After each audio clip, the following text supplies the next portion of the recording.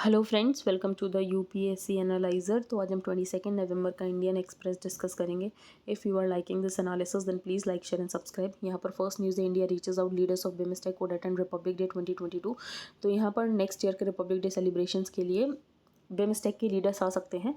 तो efforts are on to have leaders of the Bay of Bengal Initiative for Multi Sectoral Technical and Economic Cooperation countries in New Delhi for the Republic Day celebrations next year. तो यहाँ पर BIMSTEC के कौन कौन से member हैं, countries हम देख लेते हैं। Bangladesh, Myanmar, Sri Lanka, Thailand, Nepal and Bhutan, और इसके अलावा इंडिया भी है। Some irresponsible nations are coming up. तो यहाँ पर बेसिकली चाइना को वेल रेफरेंस में ये बात बोली गई कि कुछ नेशंस हैं जो कि यूएन क्लॉज को अपने अकॉर्डिंग यहाँ पर इंटरप्रेट करने की कोशिश कर रहे हैं, क्योंकि उनकी हेजेमोनिक टेंडेंसीज हैं। अब ये बातें कहाँ बोली गई, तो यहाँ पर कमिश्निंग हो रही थी आईएनएस विशाखापत्तनम की, जो कि प्रोजेक्ट 15B के अंदर स्टेल्थ गाइडेड मिसाइल डिस्ट्रॉयर है, और इसके अंदर लगभग 75% इंडिजीनियस कॉन्टेंट है। तो INS Visakhapatnam project 15B stealth guided missile destroyer, आपको ये बताना है कि प्रोजेक्ट 15A किससे रिलेटेड है। बाकी यहाँ पर कुछ इंपॉर्टेंट बात नहीं है। नेक्स्ट हम चलते हैं। तो यहाँ पर इनफॉर्मल सेक्टर में जो वर्कर्स काम करते हैं उनका डेटाबेस बनाया जा रहा है ई श्रम पोर्टल पे। तो with over 8.43 crore informal sector workers having registered with their Aadhaar numbers on the e Shram portal, ताकि यहाँ पर जो सोशल सिक्योरिटी स्कीम्स हैं उनका बेनिफिट इनको प्रोवाइड कराया जा सके। तो the centre is in touch with the states to ensure convergence of social security schemes for them and to help them match with employment opportunities. तो यहाँ पर ई श्रम पोर्टल का जो भी डेटाबेस होगा उसको लिंक कर दिया जाएगा उन्नति से। उन्नति क्या है? Propose labour matching platform. तो यहाँ पर उन्नति जो है, जब यहाँ पर कनेक्ट कर दिया जाएगा, सारा डेटाबेस को लिंक कर दिया जाएगा उन्नति के साथ, तो इससे ये भी क्लासीफाई कर लेंगे कि वर्क एड्रेस और होम एड्रेस अगर डिफरेंट है तो वर्क एड्रेस और होम टाउन डिफरेंट है, तो ये भी पता चल जाएगा कि इसमें से कौन सा माइग्रेंट वर्कर है। तो if the work address is outside the home town that will determine the category of migrant workers. और बाकी यहाँ पर उन्नति से जब कनेक्ट कर दिया जाएगा तो उससे यहाँ पर एम्प्लॉयर और एम्प्लॉय कनेक्ट भी हो जाएंगे। फॉर एग्जाम्पल यहाँ पर म्यूनिसपैलिटी को ज़रूरत है यहाँ पर मेसन्स की, तो वो उस डेटाबेस में जाकर देख लेगा कि आसपास कोई वर्कर अवेलेबल है। तो अगर उसे पता चल जाएगा हाँ वर्कर अवेलेबल है, तो यहाँ पर साथ ही चलते चलते यहाँ पर कुछ वर्कर्स को जॉब भी मिल जाएगी। So for example municipality wants to engage masons or any other worker, they can use the database to identify and hire such workers for local projects। बाकी यहाँ पर ई श्रम पोर्टल पर रजिस्ट्रेशन करने के साथ साथ यहाँ पर एक एक्सीडेंटल इंश्योरेंस भी मिलता है। तो if a registered worker meets with an accident तो उसको 2 लाख का इंश्योरेंस मिलेगा फॉर डेथ और परमानेंट डिसेबिलिटी, और 1 लाख का मिलेगा ऑन पार्शियल डिसेबिलिटी। बाकी यहाँ पर जो फार्मर्स की डिमांड है वो अभी बनी हुई है, कुछ फार्मर्स की डिमांड अभी रह गई। पहला ये कि लीगल मैंडेट मिलना चाहिए एमएसपी को। दूसरा यहाँ पर इनका ये कहना है कि जो इलेक्ट्रिसिटी अमेंडमेंट बिल है उसको विड्रॉ किया जाए। तीसरी बात इनकी ये है, जो यूनियन मिनिस्टर अजय मिश्रा है उनके अगेंस्ट यहाँ पर एक्शन लिया जाए। बाकी यहाँ पर जिन भी फार्मर्स की डेथ हुई है प्रोटेस्ट के दौरान तो उनके लिए एक मेमोरियल बनाया जाए। जिन भी फार्मर्स के अगेंस्ट कोई केस हो रखे हैं तो वो सारे केसेस वापस लिए जाएँ, और बाकी यहाँ पर जो एमएसपी है उसको एक लीगल मैंडेट दिया जाए। आगे हम चलते हैं। अब यहाँ पर जो अफ्रीकन एलिफेंट है, तो अफ्रीकन एलिफेंट जो है IUCN की लिस्ट में ये इंडेंजर्ड है। तो the African savanna elephant is listed as endangered on the IUCN red list of threatened species. India में 2 ही अफ्रीकन एलिफेंट्स है जो कि जूज में है। तो Shankar is also one of the 2 African elements housed in zoos in India. एक तो शंकर और दूसरा यहाँ पर एक मैसूरू जू में, और दोनों ही मेल हैं। ये जो अफ्रीकन एलिफेंट है ये हमें जिम्बाब्वे से डिप्लोमेटिक गिफ्ट की तरह मिला था। बाकी सवाना ग्रासलैंड्स ऑफ अफ्रीका में रहते हैं, और IUCN में ये इंडेंजर्ड है, बस इतना पता होना चाहिए। बाकी हम चलते हैं आगे। अब यहाँ पर ब्रिक्स की पार्लियामेंट्री फोरम मीटिंग होगी, जिसमें पहले तो हमारे स्पीकर अटेंड कर रहे थे लेकिन अब नहीं करेंगे। तो Lok Sabha speaker Om Birla was expected to lead an Indian parliamentary delegation. बस आपको ये पता होना चाहिए फोरम मीटिंग कहाँ हो रही है, तो मैड्रिड में हो रही है। आगे हम चलते हैं। अब यहाँ पर नो इम्प्यूनिटी। अब हाइडरपोरा में क्या हुआ, यहाँ पर ऑपरेशन किया गया by the army and the police, जिसमें यहाँ पर लगभग 4 लोगों की किलिंग हुई है, जिसमें से 3 जो थे सिविलियंस थे और एक यहाँ पर पाकिस्तानी मिलिटेंट था। एलिजिडली एक पाकिस्तानी मिलिटेंट था। अब यहाँ पर जो आर्मी है उसके पास वॉयलेंस की लेजिटिमेसी है कि वो यहाँ पर वॉयलेंस कर सकती है, लेकिन अगर एक भी बार वो इस वॉयलेंस को गलत तरीके से किसी गलत इंसान का एनकाउंटर करती है तो जो उसको लेजिटिमेसी मिली है बेसिकली वो उसको अंडरमाइन कर रही है। मिलिटेंसी से लड़ने में एक ये बहुत बड़ी दिक्कत होती है कि ये पता करना कि कौन इंसर्जेंट है और कौन यहाँ पर नॉर्मल इंसान है। और आज के समय में यहाँ पर हाइब्रिड मिलिटेंट्स भी हो चुके हैं, ओवरग्राउंड वर्कर भी हो चुके हैं कि वैसे तो कोई और काम करेंगे लेकिन फिर मिलिटेंसी का काम भी करते हैं। तो इसकी वजह से पता करना, डिफ्रेंशिएट करना कि कौन यहाँ पर मिलिटेंट है कौन नहीं है बहुत डिफिकल्ट हो जाता है, जिसकी वजह से कभी कभी गलत किलिंग्स भी हो जाती हैं। तो one of the many challenges of fighting a militancy is to know the distinction between insurgents and the people and do everything to maintain this difference. In recent time painting someone as an overground worker for militants or hybrid militant, तो यहाँ पर बहुत आसान है कि किसी को आप गलत क्लासिफाई कर लो, तो इस बात का ध्यान रखना बहुत ज़रूरी होता है। 2019 में एक बार सुप्रीम कोर्ट ने जजमेंट दिया था। सुप्रीम कोर्ट ने ये जजमेंट दिया था, कोई भी यहाँ पर एनकाउंटर किलिंग होती है तो उसके बाद यहाँ पर थॉरो इंक्वायरी होनी चाहिए, क्योंकि जिसको आप एनिमी बोल रहे हो, एलिज्ड एनिमी बोल रहे हो, वो भी इंडिया का ही सिटीज़न है और उसको भी वो सारे फंडामेंटल राइट्स मिले हैं जो कि एक नॉर्मल सिटीज़न को मिलते हैं। और इसके अलावा किसी भी पर्सन को यहाँ पर अगर ब्रांड किया जाता है कि मिलिटेंट है या टेररिस्ट है, तो उसके लिए कमीशन सेटअप होनी चाहिए जो कि वो देखे कि इसमें कोई वॉलेंट ओवर्ट एक्ट किया है या नहीं किया है। तो ये आपको समझ आ गया हो कि इस आर्टिकल में सिर्फ यही बोला गया है कि कभी कभी एनकाउंटर में गलत किलिंग्स हो जाती हैं, क्योंकि बहुत मुश्किल होता है डिस्टिंक्ट करना कि कौन यहाँ पर एलिज्ड मिलिटेंट है और कौन यहाँ पर मिलिटेंसी और टेररिज्म फैला रहा है और कौन यहाँ पर नॉर्मल लोग हैं, क्योंकि यहाँ पर हाइब्रिड मिलिटेंट जैसे लोग भी आ चुके हैं, ओवरग्राउंड वर्कर जैसे लोग भी आ चुके हैं। तो 2019 में यहाँ पर सुप्रीम कोर्ट का एक जजमेंट बताया गया। अब हम नेक्स्ट आर्टिकल डिस्कस करेंगे, Anupama's fight, the struggle of a mother for a baby raises large questions in the Kerala. अब यहाँ पर 23 साल की एक महिला है जो कि प्रोटेस्ट कर रही है। वो चाहती है कि उसका जो 1 साल का बच्चा उसको वापस मिल जाए, वो उससे छीन लिया गया था बाई हर पेरेंट्स। तो अब यहाँ पर केरला के बारे में कुछ क्वेश्चंस उठाए गए हैं by the author. Last week a family court state the adoption process, और यहाँ पे डीएनए टेस्ट करके दे दिया जाएगा वापस। तो बेसिकली उसके पेरेंट्स क्यों उसके साथ ऐसा कर रहे थे, क्योंकि उसने एक दलित क्रिश्चियन के साथ शादी कर ली थी और उसके बाद उसके पेरेंट्स नहीं चाहते थे कि दलित क्रिश्चियन से जो उसको बच्चा हुआ है वो बच्चा इनके पास रहे, जिसकी वजह से उसके पेरेंट्स ने उस बच्चे को ले लिया और किसी फॉस्टर केयर में जाकर दे दिया। तो इससे हमें केरला के बारे में कुछ बात पता चलती है। केरला बहुत ही हाईली लिटरेट स्टेट है, उसके बाद भी वहाँ पर हमें ऑनर किलिंग के इंसिडेंट्स देखने को मिलते हैं, over caste and family status. इसके अलावा हाईली एजुकेशन लेवल्स होने के बाद भी यहाँ पर जो वुमेन है वर्कफोर्स में, उनका रिप्रेजेंटेशन बहुत कम है। तो this needs to be read together with the low participation of the women in the workforce despite their relatively higher education levels. आपको वुमेन कोई भी यहाँ पर लीडरशिप पोजीशंस में नहीं देखेगी, आपको वुमेन कोई भी यहाँ पर पब्लिक ऑफिस में नहीं देखेगी। तो 1, the imperial right of an adult women to choose a partner and raise a child. तो यहाँ पर जो महिला है उसके पास राइट है कि वो अपना पार्टनर खुद चूज कर सकती है। दूसरा, ये जो कास्ट है वो अभी भी बहुत ही इन्फ्लुएंशियल स्ट्रक्चर बना हुआ है इंडिया में। तीसरी बात यहाँ पर ये है, जो रूलिंग पार्टी है वो फंक्शनिंग ऑफ पॉलिटिकल इंस्टीट्यूट्स को अपने अकॉर्डिंग डिक्टेट करती है, क्योंकि यहाँ पर जो इसके पेरेंट्स है वो basically CPM influential CPM activist थे, जिसके कारण इसकी जो डिमांड थी इस महिला की वो भी सुनी नहीं जा रही थी। तो तीसरी बात ये है कि यहाँ पर जो रूलिंग पार्टी होती है वो कैसे यहाँ पर पब्लिक इंस्टीट्यूशंस के फंक्शनिंग को डिक्टेट करने की कोशिश करती है। नेक्स्ट हम पढ़ेंगे अ डेडली कॉम्पिटिशन। तो हाइपरसोनिक मिसाइल यहाँ पर चाइना ने टेस्ट किया, तो उसके बाद यूएसए को ऐसे लगा कि स्पुतनिक टाइप मूवमेंट हो गया ये। क्यों? क्योंकि सोवियत यूनियन ने जब यहाँ पर स्पुतनिक लॉन्च किया था 1957 में, तो अमेरिका को अपनी वीकनेस का एहसास हुआ था। वही वीकनेस का एहसास अमेरिका को अब हुआ है जब चाइना ने अपनी हाइपरसोनिक मिसाइल टेस्ट की है।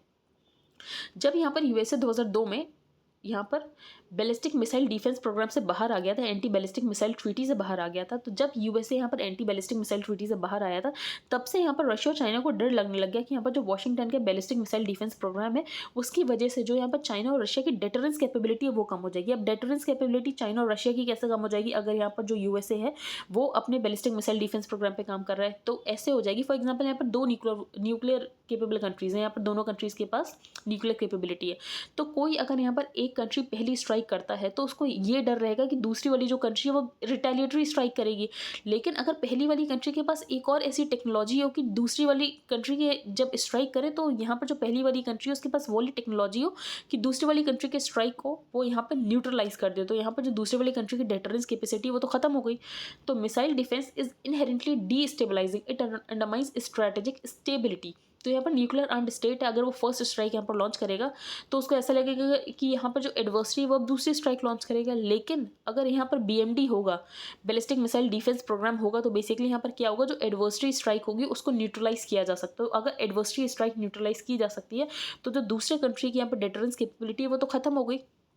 तो यही डर था चाइना और रशिया को। फिर चाइना ने यहाँ पर हाइपरसोनिक मिसाइल टेस्ट कर ली, जिसकी वजह से अब यूएसए को लग रहा है कि हमें भी हाइपरसोनिक मिसाइल जल्दी से जल्दी बनानी है, जिसकी वजह से एक आर्म्स कॉम्पिटिशन छिड़ गया है। बाकी कुछ इसमें इंपॉर्टेंट था नहीं, बाकी जो भी था हमने डिस्कस कर लिया। यहाँ पर यह बताया गया है कि पिछले 5 सालों में बहुत सारी प्रोग्रेस हुई है यहाँ पर स्ट्रेस डेट को रिजॉल्व करने के लिए, लेकिन उसके बाद भी लगभग 10 लाख करोड़ का स्ट्रेस एसेट्स है। यहाँ पर एक नेशनल एसेट रिकंस्ट्रक्शन कंपनी बनाई जाएगी।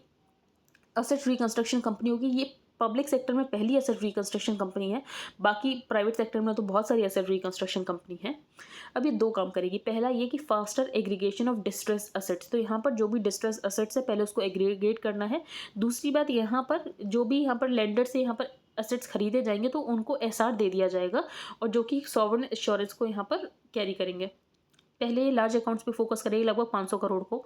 इसकी जो ऑपरेटिंग आर्म है वो है IDRCL, और ये जो IDRCL है ये प्राइवेट सेक्टर में है। तो यहाँ पर जो बेड बैंक है, यहाँ पर एसेट रिकंस्ट्रक्शन कंपनी है, वो तो यहाँ पर पब्लिक सेक्टर की, लेकिन ये जो उसकी ऑपरेटिंग आर्म है वो यहाँ पर प्राइवेट सेक्टर की है। इससे पहले भी बहुत कुछ किया जा चुका है ये स्ट्रेस एसेट को सॉल्व करने के लिए, लेकिन कुछ हुआ नहीं। फॉर एग्जांपल यहाँ पर इंस्टीट्यूशनल मेजर्स लिए गए थे, Board for Industrial and Financial Reconstruction बनाया गया था, Lok Adalat, DRT, corporate debt restructure, SARFAESI, ARC। लेकिन उसके बाद देखो तो 28 जो ARCs हैं प्राइवेट सेक्टर में, 28 ARC हैं, वरना तो ये पहला है पब्लिक सेक्टर में। तो जो टॉप 5 ARC हैं उनके पास ही लगभग 70% एसेट्स आते हैं, लेकिन अगर देखो तो वो कितने एसेट्स बेच पाए हैं, तो सिर्फ 13% बेच पा रहे हैं। तो यहाँ पर हम देख रहे हैं कि ये जो हैं प्राइवेट सेक्टर के ARC ज़्यादा यूजफुल साबित नहीं हुए। जो IBC इंट्रोड्यूस हुआ था 2016 में, वो बेसिकली बहुत अच्छा लेजिस्लेशन था, क्योंकि उसकी वजह से ये जो विलफुल डिफॉल्टर्स इनको डर लगने लग गया था कि जो इनकी कंपनी की ओनरशिप है वो इनसे छीनी जा सकती। तो focus is on resolution rather than recovery. तो यहाँ पर जो IBC है वो बहुत इंपॉर्टेंट काम किया IBC ने, और IBC जो है वो टाइम बाउंड प्रोसेस में काम करता है कि 330 दिन में यहाँ पर पूरे रेजोल्यूशन कर देना है। लेकिन IBC में भी देखा गया कि बहुत सारे केसेस में यहाँ पर लिक्विडेशन की तरफ ही जाना पड़ता है, और कभी कभी केसेस में हेयर कट्स बहुत ज़्यादा हो जाते हैं, लगभग 95% तक हेयर कट्स हो जाते हैं। इसके अलावा जो यहाँ पर IBC की बैकबोन है NCLT, तो NCLT में जुडिशियल इंफ्रास्ट्रक्चर की बहुत ज़्यादा कमी है। इसके अलावा पेंडेंसीज बहुत ज़्यादा हैं, तो NCLT जो है उसमें कुछ चेंजेस करने की ज़रूरत है। 47% जो केसेस रेफर किए जाते हैं IBC को, उसमें लगभग 1300 ऐसे केसेस होते हैं जो कि यहाँ पर लिक्विडेशन के लिए पहुंच जाते हैं। तो यहाँ पर हम देख रहे हैं रिजोल्यूशन नहीं मिल पा रहा है, ज़्यादातर केसेस में यहाँ पर लिक्विडेशन करना पड़ रहा है। और उसके बाद भी against the aggregate claims of the creditors of about ₹6.9 lakh crore, liquidation के बाद जो मिल रहा है वो कितना मिल रहा है, 0.49 लाख करोड़। तो जहाँ पर क्रेडिटर्स बोल रहे हैं 6.9 लाख करोड़ का लिक्विडेशन होगा, वहाँ पर सिर्फ 0.49 लाख करोड़ मिल रहा है। तो ये कुछ प्रॉब्लम्स है। बाकी टेंडेंसी की पहली बार में कोई चीज़ देखकर उस पर डिसीजन कर लो तो उसको बोलते हैं एंकरिंग बायस। तो the tendency to make decisions on the basis of first available information is called anchoring bias. तो यहाँ पर जो IBC है, IBC ने बहुत प्रोग्रेस किया है। यहाँ पर जो विलफुल डिफॉल्टर्स हैं उनके बिहेवियर में चेंजेस लेकर आए हैं, पर उसके बाद जो NARC है वो भी बेसिकली इस प्रिंसिपल को विदहोल्ड करे, डाइल्यूट ना करे। यहाँ पर जो विलफुल डिफॉल्टर्स के अंदर डर है वो बना रहे। दूसरी बात ये, इसमें सनसेट क्लॉज होना चाहिए, 3 से 5 साल के बाद ये जो NARCL है बंद हो जाएगा। इसकी वजह से जो मॉरल हजार्ड की प्रॉब्लम है वो नहीं होगी। तो this will avoid the perpetuation of moral hazard, और यहाँ पर एक्सपीडिशियस रिजोल्यूशन भी हो सकेगा। और लास्ट बात ये, जो एंकरिंग बायस है वो नहीं होना चाहिए। तो anchoring bias needs to be mitigated by the better extrinsic value discovery. और चौथा ये कि ये ना करे कि ये एसेट रिकंस्ट्रक्शन कंपनी खुद खरीद के दूसरे ARCs को बेच रही, नहीं, ये बेसिकली कोशिश करे कि उसका रिजोल्यूशन कैसे मिल सकता है। आगे हम चलते हैं। अब यहाँ पर केजरीवाल ने उत्तराखंड में फ्री पिलग्रिमेज स्कीम अनाउंस की है। तो under the free pilgrimage scheme Hindus will send to Ayodhya, Muslims to Ajmer Sharif and the Sikhs to Kartarpur Sahib. तो मुख्यमंत्री तीर्थ यात्रा स्कीम दिल्ली में भी चलती है, तो ऐसी ही कुछ उत्तराखंड में भी अनाउंस की गई है कि अगर ये वहाँ के आप जीती है तो ये नई स्कीम लेकर आएगी। आगे हम चलते हैं। मध्य प्रदेश जो है वो अपने 2 सिटीज़ के लिए यहाँ पर पुलिस कमिश्नर सिस्टम लेकर आ रहा है। तो ये पुलिस कमिश्नर सिस्टम क्या होता है हम देख लेते हैं। तो करंटली क्या होता है, जो रिस्पॉन्सिबिलिटीज़ है वो DM और यहाँ पर सुपरिटेंडेंट ऑफ पुलिस में डिवाइड होती है। जो DM है वो वारंट्स को इशू करता है, लाइसेंसेस को इशू करता है, और जो यहाँ पर SP है वो क्या करता है, वो इन्वेस्टिगेशन करता है फिर क्राइम्स और अरेस्ट की। तो यहाँ पर जो वारंट इशू करता है वो DM करता है, बाकी जो SP है वो इन्वेस्टिगेशन को आगे डायरेक्ट करता है। लेकिन जब पुलिस कमिश्नर सिस्टम हो जाता है तो जो कंबाइंड रिस्पॉन्सिबिलिटी होती है वो यहाँ पर पुलिसिंग की भी और मजिस्ट्रियल पावर्स भी, वो सब यहाँ पर पुलिस कमिश्नर के पास आ जाती है। तो with this change a police commissioner will have the combined responsibility of policing as well as magisterial powers. जो कमिश्नर है वो डायरेक्टली रिपोर्ट करेगा स्टेट गवर्नमेंट को, ना कि यहाँ पर डिस्ट्रिक्ट एडमिनिस्ट्रेशन को। तो आई होप आपको समझ आ गया हो कि यहाँ पर इंदौर और भोपाल में ये कोशिश कर रहे हैं कि यहाँ पर पुलिस कमिश्नरेट सिस्टम लेकर आया जाए। पुलिस कमिश्नरेट सिस्टम में क्या होगा, तो पहले अभी जैसे पावर डिवाइड होती है DM और SP में, वो नहीं होंगी, और यहाँ पर दोनों ही पावर्स यहाँ पर पुलिस कमिश्नर के पास होगी, पुलिसिंग की भी और मजिस्ट्रियल पावर्स भी, और ये डायरेक्टली यहाँ पर रिपोर्ट करेंगे स्टेट गवर्नमेंट को। यहाँ पर renowned Punjabi folk singer Gurmeet Baba, तो इनकी डेथ हो गई है। ये पॉपुलरली जानी जाती थी अपनी लंबी हेक दे मलिका से, तो popularly known as Lambi Hek De Malika, died Sunday at an Amritsar hospital. बाकी इनको बहुत सारे अवार्ड्स मिले हैं, state award by the Punjab government, Sangeet Puraskar by the Punjab Natak academy, the national Devi Ahilya award by the Madhya Pradesh government and the Shiromani Gayika award by the Punjabi language department.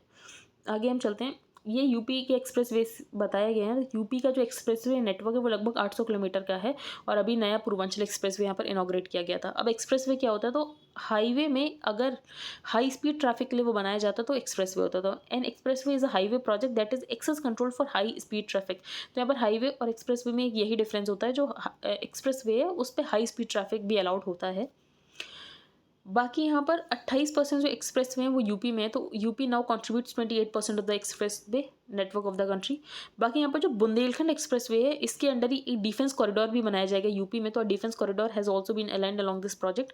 और साथ ही यहाँ पर बुंदेलखंड एक्सप्रेस वे से ही जो बुंदेलखंड रीजन उसको नेशनल कैपिटल रीजन से यहाँ पर कनेक्ट किया जाएगा। बाकी यहाँ पर जो एक्सप्रेस वे हैं उनके आसपास यहाँ पर इंडस्ट्रियल हब्स बनाने की कोशिश की जाएगी ताकि यहाँ पर जो है जॉब्स जनरेट हो। और यहाँ पर नेक्स्ट हम देखते हैं कैबोटी ग्रावीर एंड ड्रिल पिवेरिन। ये क्या है, तो ये HIV की इंजेक्टेबल ट्रीटमेंट HIV का, वरना कोई भी अगर यहाँ पर HIV से पीड़ित होता है तो उसको डेली ओरल एंटी रेट्रोवायरल्स लेने पड़ते हैं। तो अगर कोई इंसान यहाँ पर डेली यहाँ पर एंटी रेट्रोवायरल्स नहीं लेना चाहता तो उसको हर 2-2 महीने पे ये इंजेक्टेबल ट्रीटमेंट कराना पड़ेगा। बस आपको ये पता होना चाहिए कैबोटोग्रावीर और रिल पिवेरिन किससे कनेक्टेड है, तो वह HIV से कनेक्टेड है। तो clinical trials have shown that administering cabotegravir with rilpivirine is as effective as oral anti retrovirals at keeping the viral load low. आगे हम चलते हैं। अब जो गुजरात है, गुजरात मेजर फिश प्रोड्यूसर है, लगभग 17% कंट्री की मेराइन प्रोड्यूस को कंट्रीब्यूट करता है। और जो खारवा और कोली ओबीसी कम्युनिटीज़ हैं सौराष्ट्र और साउथ गुजरात रीजन में, वो यहाँ पर फिश प्रोडक्शन में लार्जली इंगेज हैं।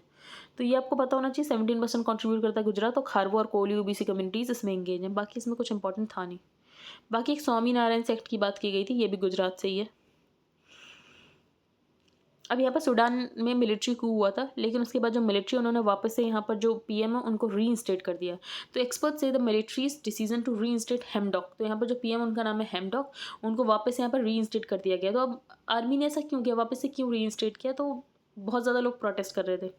दूसरी बात, पब्लिक को यहाँ पर पैसिफाई करने के लिए, जब लोग इतना ज़्यादा प्रोटेस्ट कर रहे थे तो पब्लिक को पैसिफाई करने के लिए उन्होंने यहाँ पर रीइंस्टेट कर दिया। तीसरी बात, यहाँ पर आर्मी को डर था कि उनको अकाउंटेबिलिटी देनी पड़ेगी कि उन्होंने कू क्यों किया और उसके बाद इतना वॉयलेंस क्यों हुआ, लेकिन उस अकाउंटेबिलिटी से बचने के लिए इन्होंने वापस से इनको रीइंस्टेट कर दिया है। अब यहाँ पे लिथुआनिया ने ताइवान को अपनी एम्बेसी वहाँ पर खोलनी दी, जिसकी वजह से चाइना ने अपनी डिप्लोमेटिक टाइज जो है लिथुआनिया से वो थोड़ी कम कर दी है।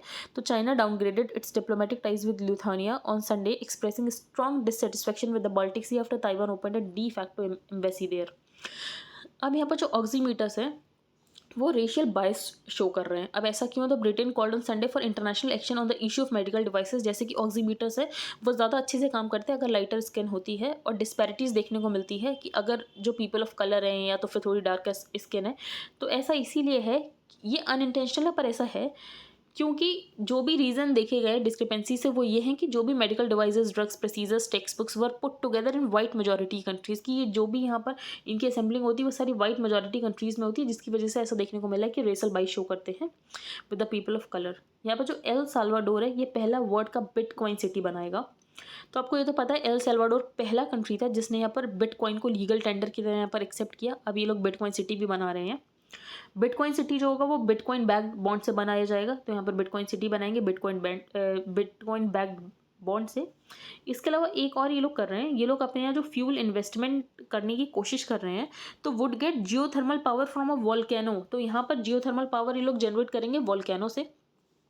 उसके लिए ये लोग एक वोल्केनो बॉन्ड इशू कर रहे हैं। तो कभी आपको न्यूज़ आ जाए एग्जाम में कि वोल्केनो बॉन्ड किससे रिलेटेड है, तो एल साल्वाडोर से ही रिलेटेड है। तो ये लोग वोल्केनो बॉन्ड इशू कर रहे हैं क्योंकि ये लोग यहाँ पर जियोथर्मल पावर लेंगे वोल्केनो से। आगे हम चलते हैं। यहाँ पर जो इम्पोर्टर एक्सपोर्टर कोड है 2014 के बाद से जिन्होंने एक्टिवेट नहीं किया, अपडेट नहीं किए हैं, तो बेसिकली उनके यहाँ पर डीएक्टिवेट कर दिए जाएंगे। तो इम्पोर्टर एक्सपोर्टर कोड बहुत ज़रूरी होता है और मैंडेटरी होता है एक्सपोर्ट्स और इम्पोर्ट्स के लिए, ये आइडेंटिफाई करने के लिए कि किसके हैं ये। No person shall made any import or export अगर उसके पास यहाँ पर इम्पोर्ट एक्सपोर्ट कोड नहीं है। आगे हम चलते हैं। जीएसटी के बाद after the introduction of GST जो आईईसी का जो इम्पोर्ट एक्सपोर्ट कोड नंबर होता है वो सेम ही होता है जो कि पैन होता है ऑफ द फॉर्म। तो यहाँ पर जो पैन नंबर होता है फॉर्म का वही होता है यहाँ पर आईईसी नंबर। आगे हम चलते हैं। यहाँ पर इन्फिनिटी लॉन्च हुआ। तो इन्फिनिटी देखने से लग रहा है कि कुछ स्पेस का मिशन होगा, तो नहीं, ये electric scooter rental startup bounce है, उसका ये मेडन कंज्यूमर ई स्कूटर है जिसका नाम इन्फिनिटी है।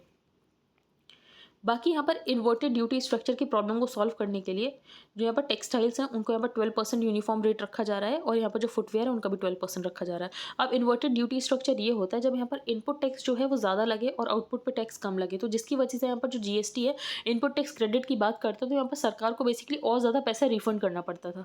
तो an inverted duty structure arises when the taxes on output और final product is lower than the taxes on inputs, creating an inverse accumulation of input tax credit which has in most cases has to be refunded. तो यहाँ पर ये balance रहे, जो input tax है वो ज़्यादा ना हो आउटपुट से, जिसकी वजह से यहाँ पर जो इन्वर्टेड ड्यूटी स्ट्रक्चर उसको सॉल्व करने की कोशिश की गई और यहाँ पर ड्यूटी स्ट्रक्चर को सही करने की कोशिश की गई। अब यहाँ पर डेमोक्रेटिक रिपब्लिक ऑफ कॉन्गो में वर्ल्ड की लार्जेस्ट कोबाल्ट माइन थी, लेकिन चाइनीज़ गवर्नमेंट ने कैसे उसकी ओनरशिप ले ली अमेरिका से, ये बात इसमें बताई गई है। जो मेटल है वो बहुत इंपॉर्टेंट है इलेक्ट्रिक कार बैटरीज बनाने के लिए, लेकिन हमें पता चल रहा है कि यहाँ पर डेमोक्रेटिक रिपब्लिक ऑफ कॉन्गो से यहाँ पर चाइनीज़ बैक्ड कंपनी ने इसका टेंडर ले लिया था। अब कैसे ले लिया था, क्योंकि जो अमेरिका है वो अपने कामों में ज़्यादा बिजी था। फॉर एग्जांपल अफगानिस्तान के वॉर ऑन टेरर में ज़्यादा बिजी था। बाकी यहाँ पर with the collapse of the Soviet union, जब सोवियत यूनियन यहाँ पर कोलैप्स हो गया तो डेमोक्रेटिक और रिपब्लिक एडमिनिस्ट्रेशन है उन्होंने ये जो कम्युनिज्म कंटेन करने की कोशिश ये सब इन्होंने बंद कर दी थी, जिसकी वजह से जो अमेरिकन कंपनीज यहाँ पर कॉन्गो में बिजनेसेस थे उनको हेल्प करती थी, वो इन्होंने अमेरिकन कंपनीज ने हेल्प करना बंद कर दिया। अफ्रीका में इन particular the United states pivoted towards human rights, तो उसके बाद यूनाइटेड स्टेट्स बात करने लगे ह्यूमन राइट्स, गुड गवर्नेंस। फिर 2001 के बाद यहाँ पर जो अमेरिका का मेन फोकस हो गया वॉर ऑन टेरर हो गया। तो यहाँ पर जो सीरियस बिडर्स बचे थे वो सिर्फ चाइनीज़ कंपनीज ही बचे थे, तो चाइनीज़ कंपनीज ही सीरियस बिडर्स बचे थे। उसके बाद यहाँ पर जो अमेरिका है उससे चाइनीज़ गवर्नमेंट ने ओनरशिप ले ली है of the one of the world's largest cobalt mines. तो यहाँ पर कोबाल्ट है वो बहुत ज़रूरी होता है इलेक्ट्रिक कार बैटरीज बनाने के लिए। तो अब ये जो क्लीन एनर्जी है उसमें यहाँ पर जो चाइना है वो आगे चल रहा है रेस में। तो आई होप आपको आज का न्यूज़ पेपर समझ आ गया हो। If you like the video then please like share and subscribe. Thank you and have a nice day.